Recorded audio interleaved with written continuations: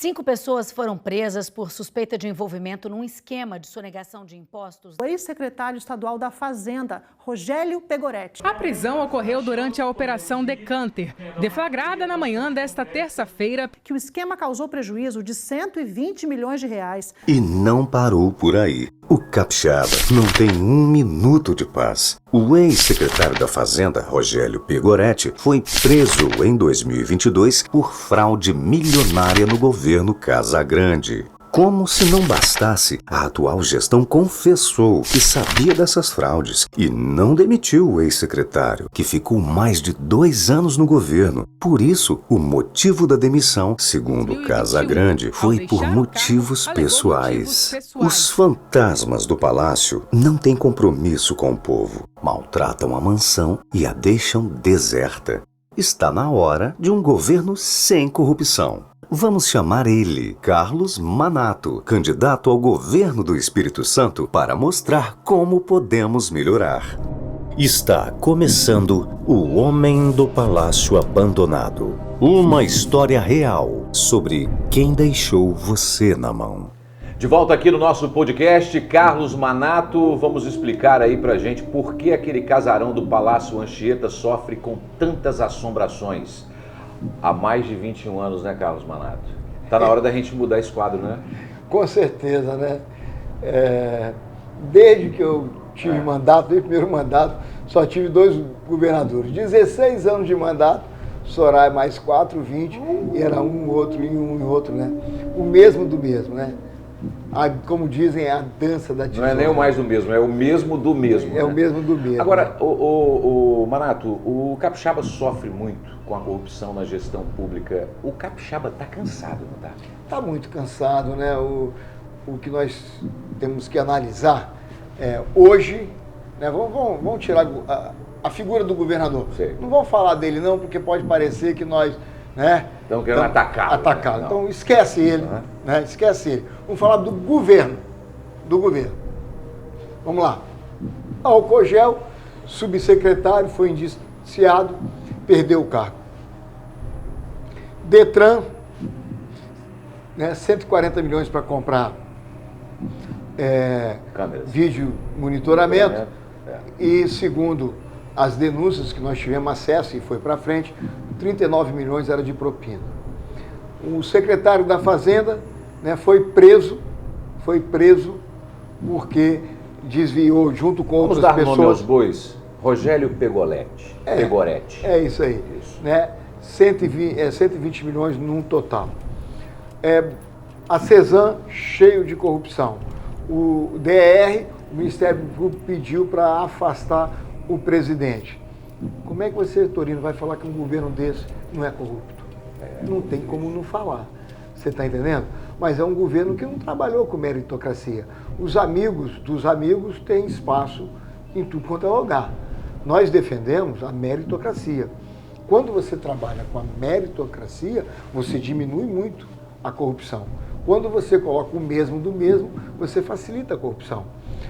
E o que aconteceu nesse governo? Além de pegar todos os partidos e levar para dentro do governo, que ele falou que não ia fazer, então a esquerda a gente tem que entender o seguinte: o que eles falam, a gente não ouve. O que eles escrevem, a gente não lê. Porque eles nunca cumprem. Você imagina uma Secretaria de Saúde, que tem uma responsabilidade muito grande em qualquer governo, certo? Que nós temos 18 mil CRMs no estado do Espírito Santo, mas milhares de administradores hospitalares, né, com gestão, com mestrado, doutorado, enfermeiras com gestão, mestrado, doutorado, e ele traz um médico que formou em Cuba, que ficou reprovado no processo seletivo, né, que a gente chama de revalida para os médicos, do Tocantins para ser secretário de saúde. Então dói, que não conhecia nenhum hospital no estado do Espírito Santo. E pega um médico competente, cirurgião de mão cheia, e bota para ser secretário de Agricultura. Fala para mim, qual o peso da corrupção na gestão pública? Olha só, a corrupção.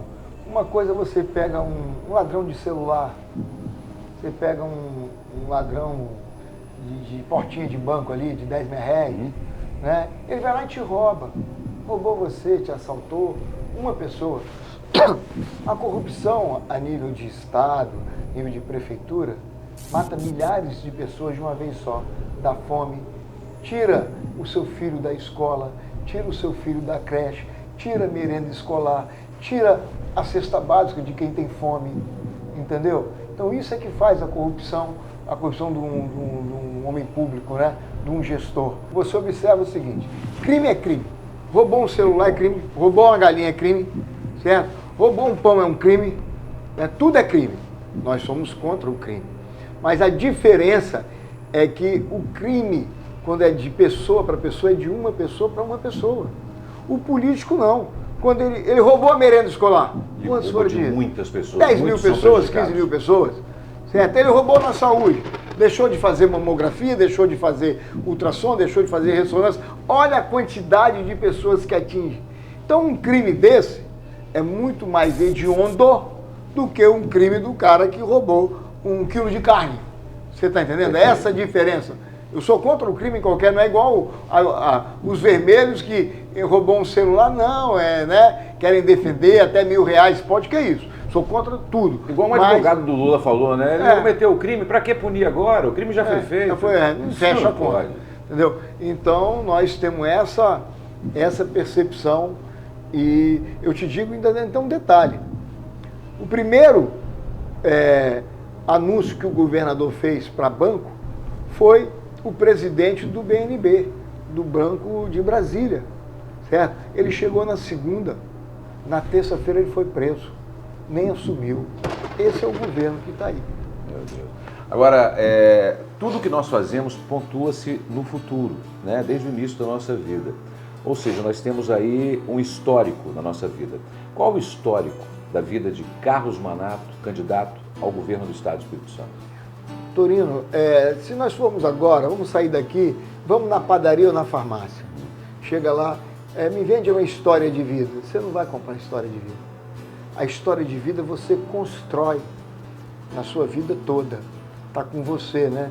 Então, eu fui ser médico, decidi ser médico, uma profissão que eu tenho ela até hoje, certo? Na decisão de médico, nós fomos para a iniciativa privada. Atuava na gestão pública também, no Dório Silva, né? Fui diretor clínico, diretor-presidente, atuei também na maternidade de Carapina, certo? Fui ser secretário de serviço de Vidigal, então todo tem uma história, mas fui para a iniciativa privada. Eu sou empresário da medicina. Tudo que eu tenho na minha vida foi como um médico empresário, não foi da área pública. Contanto que os 4 anos que eu fiquei fora, eu aumentei muito meu capital porque pude trabalhar e ganhar dinheiro, que na vida pública a gente até nem tem tempo de ganhar dinheiro. Tá certo? E 4 mandatos de deputado federal, aí vamos para lá, 4 mandatos. Eu entrei no Congresso Nacional pela porta da frente. E eu saí do Congresso Nacional pela mesma porta, pela porta da frente. Eu fui o único deputado do Brasil que não tive falta. O único deputado do Brasil. O único deputado do Espírito Santo a ser corregedor da Câmara dos Deputados. Corregedor da Câmara dos Deputados, ainda punindo o deputado que me criticaram, mas eu puni. E você já imaginou o que é ser um corregedor da Câmara dos Deputados? Não, eles fazem uma vasculha em toda a sua vida. Exatamente. Para saber se você é uma pessoa ilibada. Fui o deputado federal que mais presidiu sessão na história do Brasil. Não faltou uma sessão. Não faltei, mais presidi, era o que mais falava defendendo o Espírito Santo, tá certo? Cumpri o meu papel. Nos últimos anos, quando criaram o ranking dos políticos, eu sempre fui o primeiro deputado no Espírito Santo, sempre fui o primeiro, tá? Entendeu? Então isso tudo é minha história. E é essa história que eu estou trazendo comigo junto para o governo do Estado. Nós estamos colocando à disposição do Estado do Espírito Santo alguém de mãos limpas, alguém que não tem maracutaia. Me chama de tudo. Ah, Manato, você é meio durão, meio bruto, meio pontual não sei o que lá. Demais, pontual para o horário com ele tem que ser cumprido. Exatamente, às vezes eu sou até meio rigoroso com as coisas, às vezes eu falo muito reto, não tem meio termo, entendeu?